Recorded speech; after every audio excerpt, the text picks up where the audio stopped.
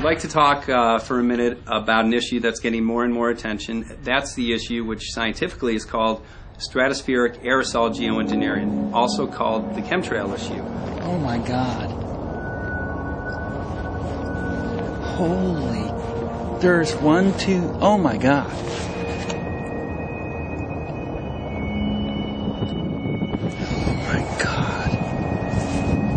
Strange substance found by a southwest Arkansas man be part of a government test? Well, that's the question at the heart of a phenomenon called chemtrails, now getting widespread attention.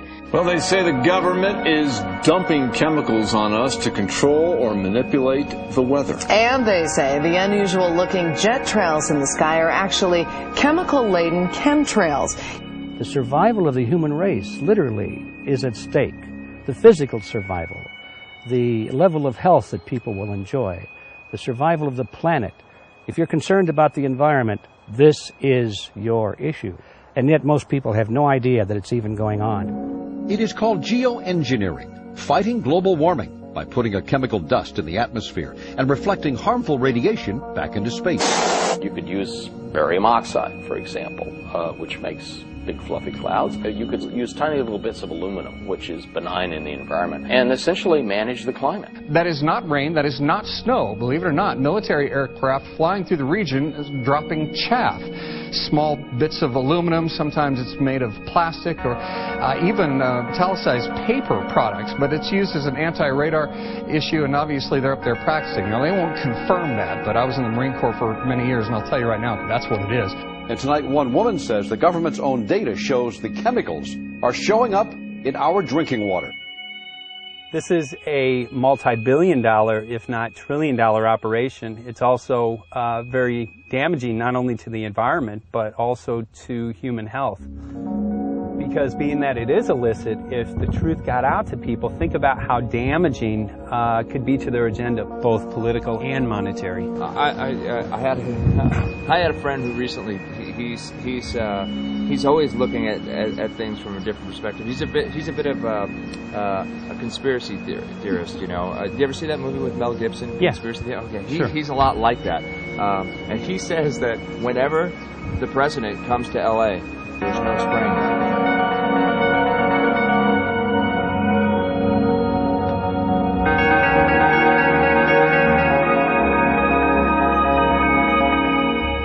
Amazing. It's just amazing to try to look through somebody else's eyes. Like my eyes, I can see this, so it's like night and day, and other people it's just the illusion is just so deep. What do you think would happen if everybody awakened to what was going on and what the plans were of geoengineers? I think they'd have a revolution in Hawaii. If people really understood what was going on. What's your concern for, I know that you love the land here. What's your concern about the chemtrails?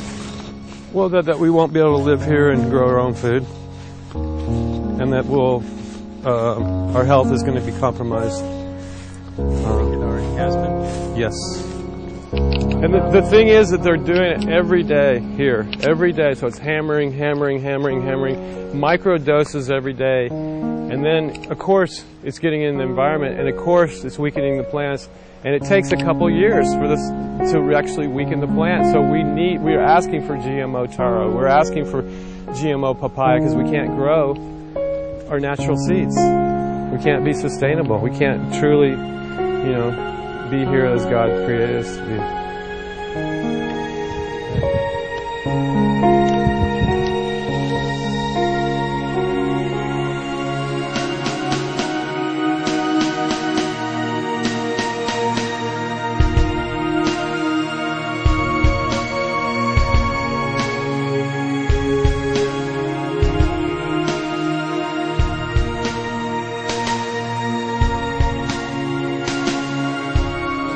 Clarify, so 10 megatons of aluminum dumped into the atmosphere would have no human health impact. So let me be more careful here.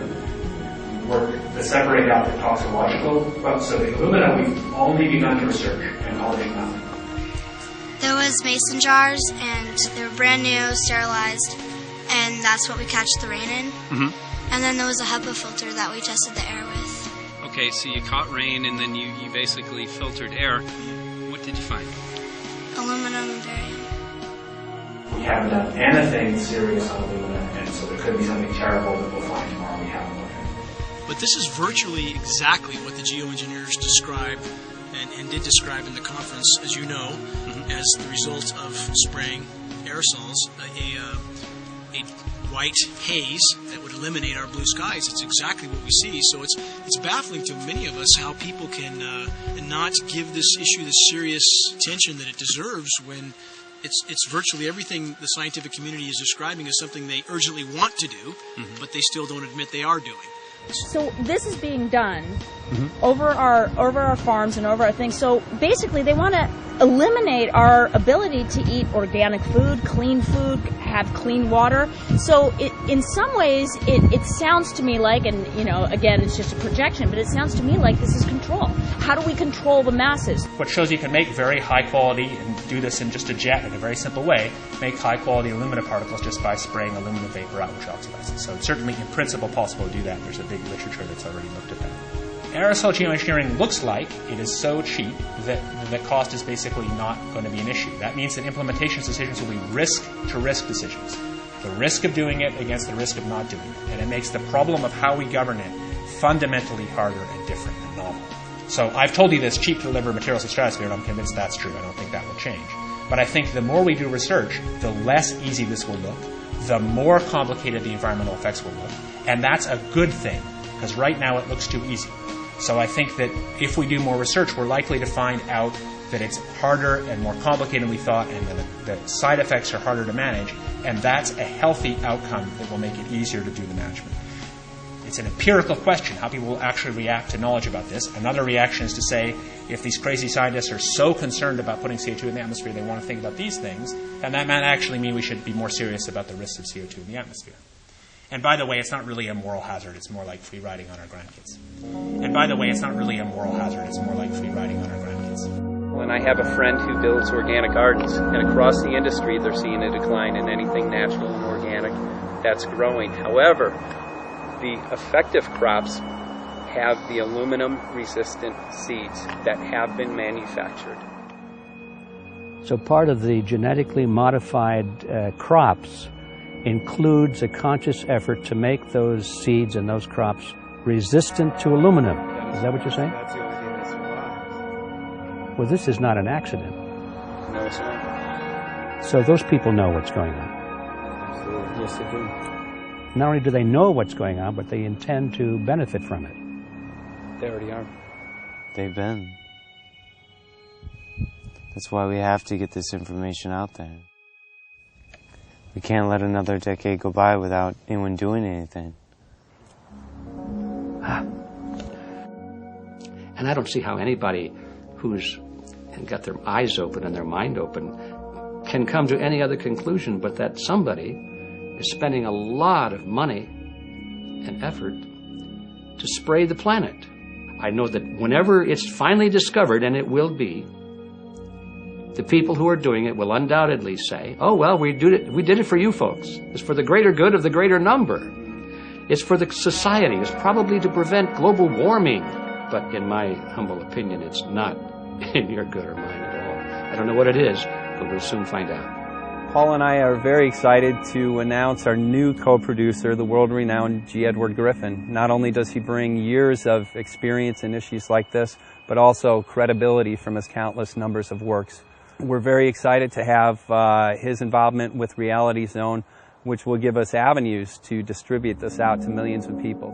It's long past time to make this issue known to the public.